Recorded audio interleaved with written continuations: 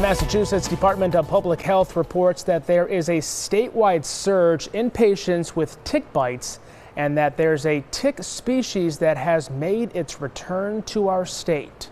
22 News reporter Areta Odaya tells us what to look out for to avoid an ER visit.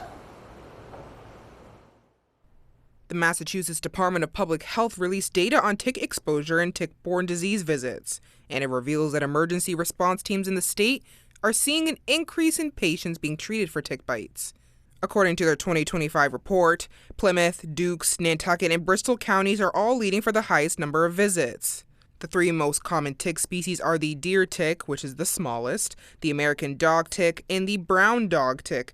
But the Lone Star tick is a species you definitely don't want to get bit by. They had a home in Massachusetts, but left due to land use changes. Now they're making their way back to Massachusetts. Mainly down south, we get a lot of them down there. They do spread different diseases. They can actually give you an allergy to red meat called alpha-gal allergy. So if you get a bite and acquire this allergy, you can't have red meat for the rest of your life, or you might get anaphylactic shock. And they can spread other diseases too, so kind of a big deal. 3 years ago, Carrie was diagnosed with anaplasmosis, a tick-borne disease. And while she was sick, she made a discovery.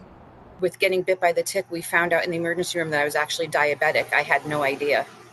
It doesn't even run in my family. I think my grandfather was the only person that had diabetes. And had I not gotten the tick bite and wound up in the emergency room, I would not have found out then that I was diabetic, severely diabetic. Carrie went from doing yard work to then being hospitalized for 4 days with anaplasmosis.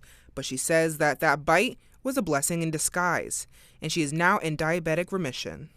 Ticks are small yet mighty, and exposure is higher right around the warmer months, so it's important to be extra cautious when outside. Experts say to decrease your chance of getting a tick bite is to wear repellent with up to 30% of the active ingredient DEET, and to avoid high vegetation areas. Working for you, Areta Odaya, 22 News.